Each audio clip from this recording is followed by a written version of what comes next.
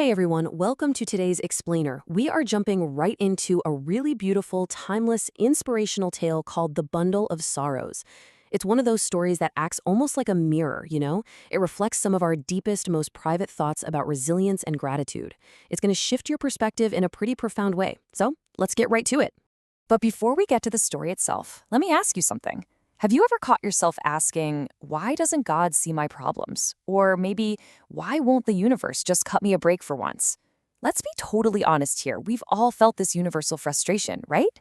You're going through a really rough patch, and it feels like everyone else is living these picture-perfect lives while you're stuck carrying the weight of the world.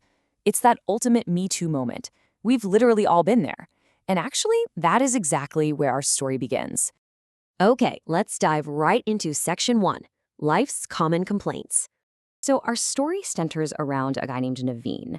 And Naveen was struggling, but more than that, he was absolutely convinced without a single shadow of a doubt that he was the single most miserable person on earth.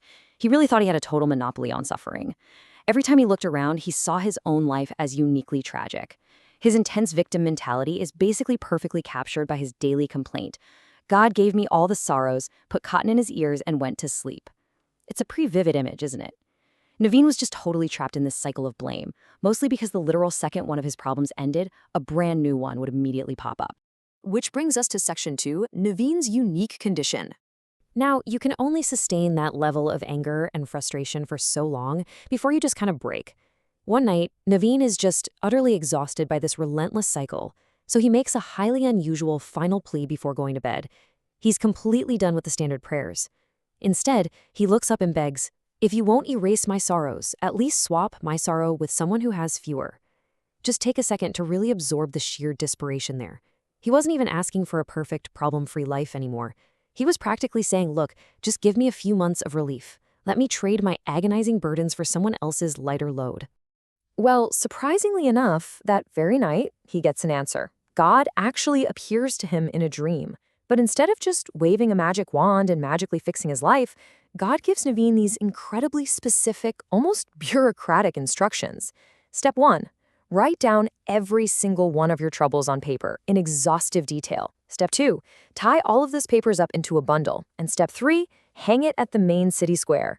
Now, what's really interesting about this is the sheer scale of what happens next. When Naveen wakes up, he figures he's got absolutely nothing to lose. So he starts writing, and writing, and writing. The source actually describes how he detailed so many problems that it created this towering mountain of paper. He had to tie it all into this insanely heavy, massive bundle. I want you to just mentally visualize him physically wrestling with this giant, physical manifestation of all his complaints.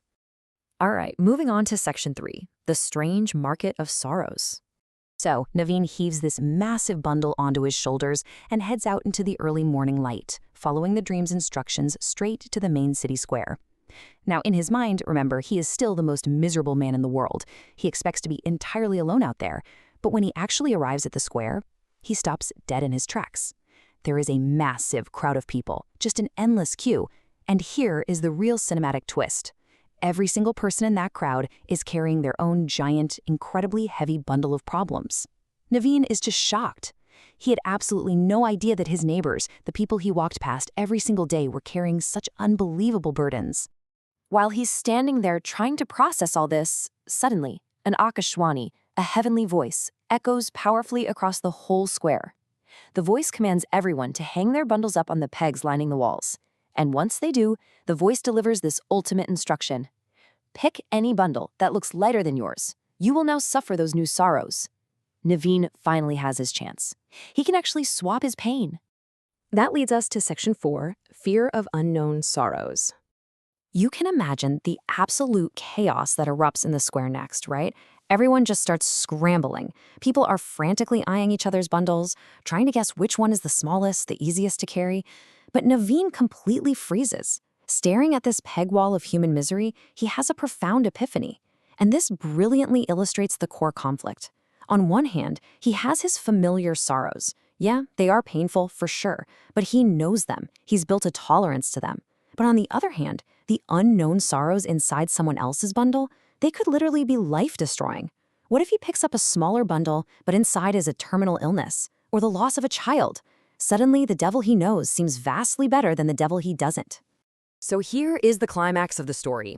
In the midst of all this frantic rushing around, terrified that someone else's unknown agonies might just destroy him entirely, what does Naveen do? He deliberately walks right past all the other bundles, and he picks up his very own bundle again. He reclaims his own problems. But this time, he does it with this newfound resolve, finally realizing that his own challenges are actually custom fitted to his own strength. Finally, Section 5, a new perspective towards life. Let's pivot sharply from Naveen's dream square directly back to our own reality, because Naveen's realization isn't just some neat little ending to a fable, it's a profound tool for how we manage our own psychology today. Just think about the unseen battles people are fighting right now.